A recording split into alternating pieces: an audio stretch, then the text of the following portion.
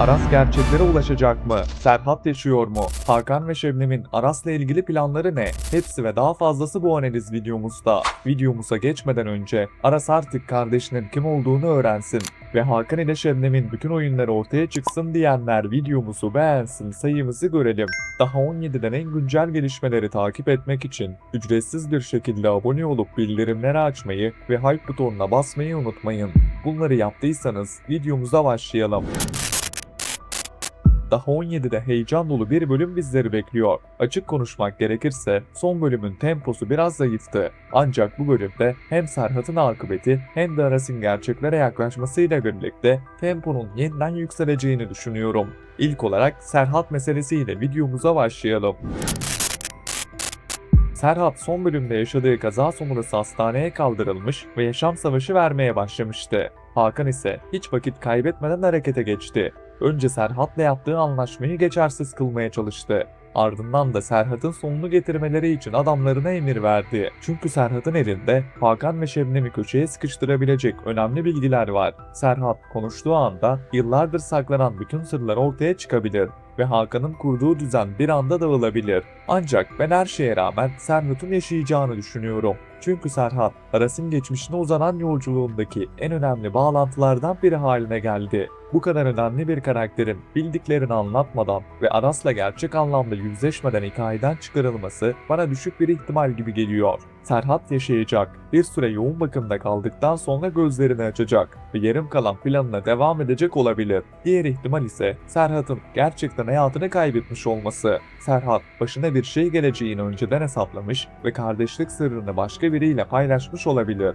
Serhat hayatını kaybetmeden önce bütün bilgileri bu kişiye bıraktıysa Aras'a gelen telefonlar devam eder. Yine de karakterin önemi nedeniyle benim asıl tahminim Serhat'ın yaşayacağı yönünde. Gelen ikinci fragmanda Serhat'ın yaşayıp yaşamadığı ile ilgili net bir sahne göremedik. Bu da Serhat'ın akıbetinin yeni bölümde de merak unsuru olarak kullanılacağını gösteriyor. Hakan ve Şebnem onun hayatını kaybetmesini beklerken Aras ise uyanacağına dair umudunu kaybetmeyecek. Belki de bölüm sonunda Serhat'ın gözlerini açtığını göreceğiz ve böylece Hakan'ın planının başarıya ulaşmadığını anlayacağız. Aras için Serhat'ın uyanması her şeyden daha önemli olacak. Çünkü Aras artık elindeki bütün yolların birer birer kapandığını düşünüyor. Aras, Serhat'ın kardeşiyle ilgili gerçeği bildiğini düşünüyor ve bu yüzden hastaneden gelecek tek bir habere bile umut bağlayacak. Çünkü Aras kardeşini bulmadan Bodrum'dan ayrılacak biri değil. Peki Aras gerçeklere ulaşabilecek mi?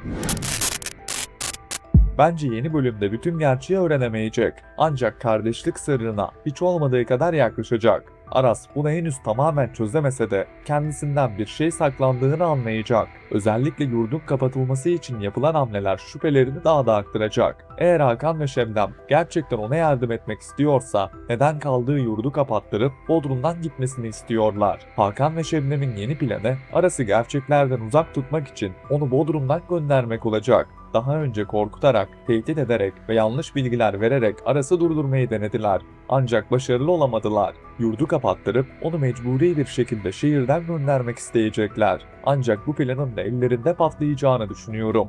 Çünkü yurt müdürü Aras'ı kolay kolay yalnız bırakmayacak. Fragmanda da Hakan ve Şebnem'in karşısında sert bir şekilde durduğunu görüyoruz. Çıkan gazete haberleri de Hakan ve Şebnem'i zor durumda bırakacak. Bu yüzden yurdu kapatma planı başarısız olunca yeni bir yöntem deneyecekler. Bu kez Aras'ın karşısına düşman gibi çıkmak yerine ona şirin görünmeye çalışabilirler.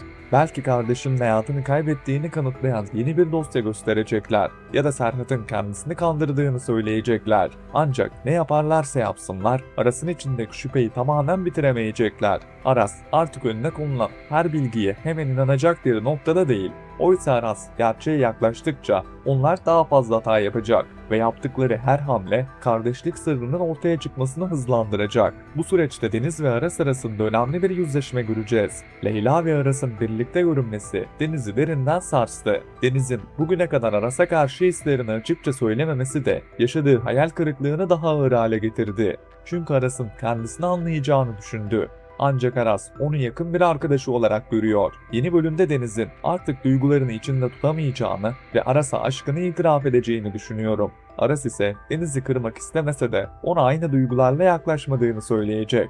onu çok sevdiğini ancak arkadaşı olarak gördüğünü anlatacak. Bu cevap Deniz'i derinden yaralayacak. Ancak bu yüzleşme onun hayatında başka bir kapının açılmasını sağlayacak. Peki Deniz ve Teoman aşkı başlıyor mu? Deniz'in en çaresiz olduğu anda Teoman'ın yanında olması ikili arasında yeni bir hikayenin başlangıcı olacak. Teoman, Deniz'i ilk kez bu kadar kırılmış gördüğünde ona destek olmaya çalışacak. Deniz de Aras'tan beklediği anlayışı Teoman'da bulacak. Bu yakınlaşma ilk başta sadece arkadaşlık gibi ilerleyebilir. Ancak zamanla ikisinin de birbirine karşı hisleri değişecek. Teoman gerçekten Deniz'den hoşlandığı için mi yanında olacak, yoksa Aras'a yönelik planında Deniz'i etkileyip onu Aras'a karşı mı kullanacak? Fakat şunu biliyoruz ki Teoman sadece Deniz'in yanındayken en doğal halini gösteriyor. Deniz de onun sert ve mesafeli görüntüsünün arkasında başka biri bulunduğunu fark ediyor. Bu nedenle Teoman'ın başlangıçta farklı bir amacı olsa bile zamanla Deniz'e gerçekten bağlanacağını düşünüyorum. Bunların tamamı bir oyun olarak başlasa bile gelecek bölümlerde Deniz ve Teoman aşkını göreceğimiz muhakkak. Ancak senaristlerden en büyük isteğim Deniz ve Aras'ın arasındaki dostluğun bozulmaması. Çünkü bu ikilinin arkadaşlığı dizinin en doğal ve en etkileyici ilişkilerinden biri. Deniz'in Aras'a olan aşkı karşılıksız kalabilir. Ancak bu durum aralarındaki bağı tamamen yok etmemeli. Deniz kendi yolunu bulmalı. Aras da onu kaybetmeden yanında durmaya devam etmeli. Teoman ise ailesinin kendisine inandırdığı yalanlarla yaşamaya devam ederken yine içini huzursuz eden bir takım hislerle karşılaşacak. Aras'la her karşı karşıya geldiğinde nedeni bilmediği bir yakınlık hissediyor. Özellikle Hakan ve Şebnem'in Aras'ı Bodrum'dan göndermek için yaptıklarını fark ederse ailesine karşı ilk kez ciddi şekilde şüphe duymaya başlayabilir.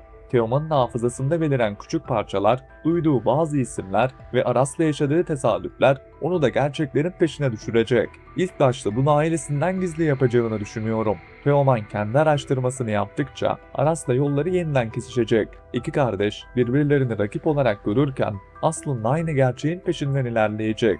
Bütün bu gelişmeler birleştiğinde kardeşlik sırrının kapısı biraz daha aralanacak. Ben yeni bölümde Aras ve Teoman'ın kardeş olduklarını tamamen öğrenmelerini beklemiyorum. Ancak ikisinin de aynı geçmişe bağlı olduğunu gösteren güçlü bir ipucu ortaya çıkabilir. Bu ipucu Hakan ve Şebnem'i daha büyük bir paniğe sürükleyecek. Böylece yıllardır korudukları düzen iki taraftan birden çökmeye başlayacak. Özetle Serhat'ın yaşayacağını, Aras'ın gerçeklere bir adım daha yaklaşacağını ve Hakan ile Şebnem'i yurdu kapatma planının başarısız olacağını düşünüyorum.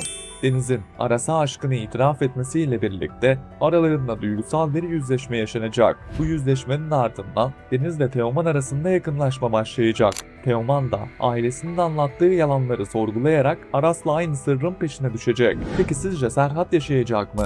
Hakan ve Şebnem Aras'ı Bodrum'dan gönderebilecek mi? Deniz ve Teoman aşkı gerçekten başlayacak mı? Düşüncelerinizi yorumlar kısmında bekliyorum.